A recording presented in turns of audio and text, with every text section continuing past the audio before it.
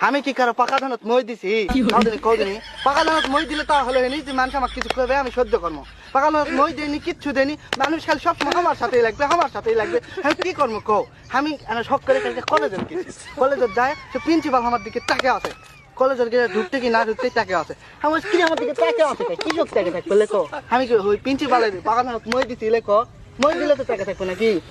ওরা কিছু মনে করিনি সোজা আমি চলে গেল কলেজের ভিতরে ঢুকে আমার দিকে পিউনের টাকা আছে কিরে পিউনের দাঁড়াতে মই দিছি পিউনের দাঁড়াতে মই দেয়নি তাইলো পিউনের দাঁড়াতে মই দেয়নি প্রিন্সিপালের দাঁড়াতে মই দেয়নি তাহলে তাকে আছে কেন তাকে আছে কৃষক আমার দিকে তাকে থাকা লাগে কৃষক তাকে থাকা দেখে আমি মনে করছি না নিজেকে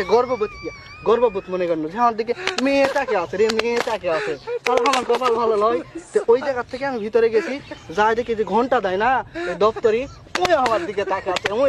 ওই তাকে থাকতে দেখতে আমি খেয়াল করলো মুচকি হাসছে ওই দপ্তরে আবার ক্লাস খাবে কে দপ্তরি তো ক্লাস খাবে না তাইলো দপ্তরি ক্লাস খাবে না ভিতরে চলে গেছি স্কুলের ঘরের ভিতরে যত ছাত্রছাত্রী সব আমার দিকে তাকিয়ে আছে কি রে তাকিয়ে আছে কে আমার দিকে তাকিয়ে থাকবে কৃষক আমার দিকে তাকিয়ে থাকছে অবশ্যই কোনো কারণ আছে কারণ ছাড়া তো জীবনে তাকিয়ে থাকবে না এই তাকিয়ে থাকা দেখে আমি স্কুলের ঘরের ভিতর থেকে বার হয়েছি টয়লেটের গেল টয়লেটের যায় আমি বসপা লাগবো এই সময় তাকে দেখি কেউ আমার দিকে তার ক্লাস খায়নি আমার ছেলে প্যান্টের চেন খোলা আসলো